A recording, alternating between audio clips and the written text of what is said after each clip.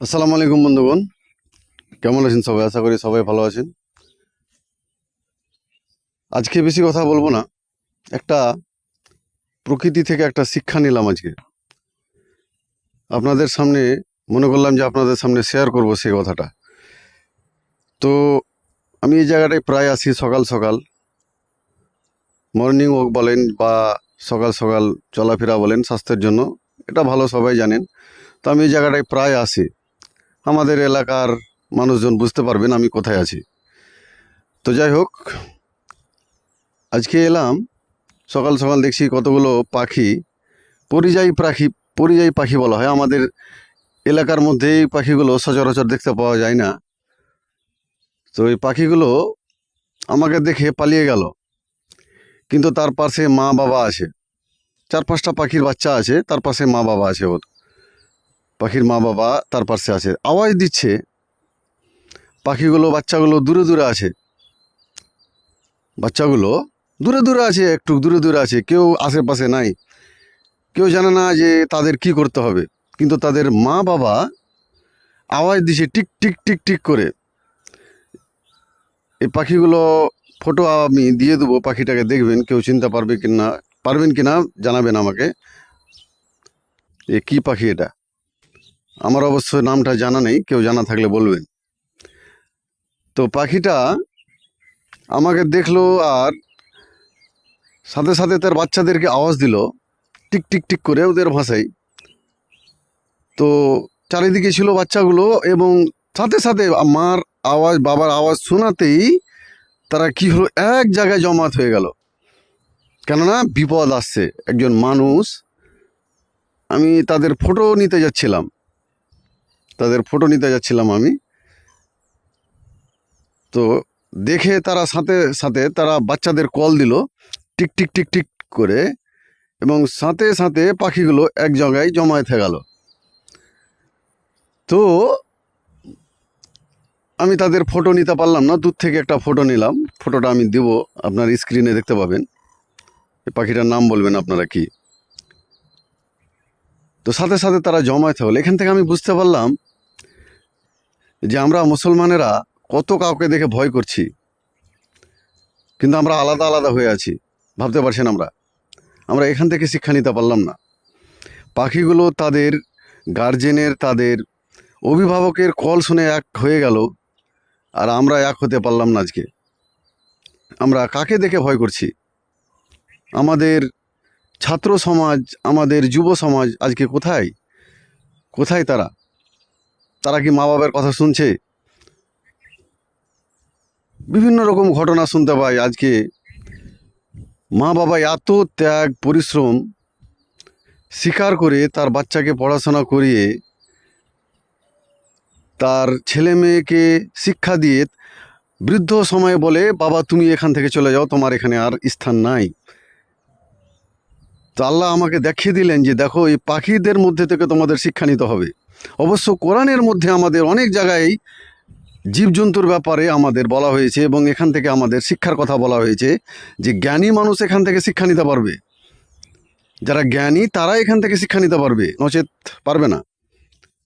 আমি পড়ি আর একবার করে ভাবি, আর আজকে দেখলাম আল্লাহর একটা দৃষ্টান্ত, একটা জলজান্ত দৃষ্টান্ত, যে বিপদের সময় মা বাপ যদি ডাকে, গার্জেন যদি ডাকে, আমাদের এক হতে হবে। তা আমরা নাই, আমরা মুসলমান, আমরা এক নাই। আমাদের নবী এক উম্মত রেখে গেছিল। আজ আমরা উম্মত কোথায় আছি? আমরা কাকে দেখে ভয় করছি? আমরা নিজের সৃষ্টিকর্তাকে, নিজের আল্লাহকে ভুলে গেছি। আর আমাদের কাছ থেকে আপনি একটা ভালো সমাজের আশা করছেন? আমরা কোথায়? আমরা আজকে আইন শৃঙ্খলা আমরা মানছি, আমরা পরিবারের আইন শৃঙ্খলা মানছি, আমরা জামাতের আইন শৃঙ্খলা মানছি? কেউ মানে না। একজনও বলতে পারবেন না যে কেউ মানছে। আপনার যে এলাকার, যে আপনার যে মোড়ল সাহেব আছে, যে সর্দার সাহেব আছেন, বা যে আপনার যে গুণী ব্যক্তি, যে আপনাকে বলছে এই কাজটা করতে হবে না, এটা আইনের বিরুদ্ধে, বা এটা আমাদের শরীয়তের বিরুদ্ধে, আমরা কজন করছি বলতে পারবো? কেউ বলতে পারবো না। আমাদের ঈমান অতখানি নাই তো। এই যে দেখেন, আমাদের পশ্চিমবঙ্গ সরকার, মাননীয় মুখ্যমন্ত্রী শ্রী শুভেন্দু অধিকারী আজকে আমাদের মুসলমানদের ইমাম ভাতা মুয়াজ্জিন ভাতা বন্ধ করে দিলেন। আমরা বলতে পারবো কতজন আমরা ভালোভাবে আজ পর্যন্ত যে টাকাগুলো নিয়েছি সেটা হকপন্থী নিয়েছি বা সেটা হালালভাবে নিয়েছি, আমরা বলতে পারবো? একজনও বলতে পারবে না। ব্যতিক্রম এক একজন হতে পারে, কিন্তু বেশিরভাগ এক একটা মসজিদে 3জন 4জন করে ইমাম আর মুয়াজ্জিন। এই হচ্ছে আমাদের আকীদা, এই হচ্ছে আমাদের মুসলমানের আকীদা। দুঃখিত, আমি বলতে বাধ্য হচ্ছি, আজকালকার সমাজে যে চিত্র দেখা যাচ্ছে, আমরা মুসলমানেরা নিজেরাই দায়ী। আমরা ফিলিস্তিনে দেখতে পাচ্ছি কিভাবে ইয়াহুদিরা আমাদের মুসলমান ভাইদেরকে মারছে, তাদের বম মেরে মেরে তাদের উড়িয়ে দিচ্ছে। আমরা শুধু মোবাইলে কমেন্ট দিয়ে আহ বলে তাদের দুঃখ বেদনা করে দেখে যাচ্ছি, কিন্তু আমরা কি করতে পারছি? আমরা নিজেরাই কি করছি?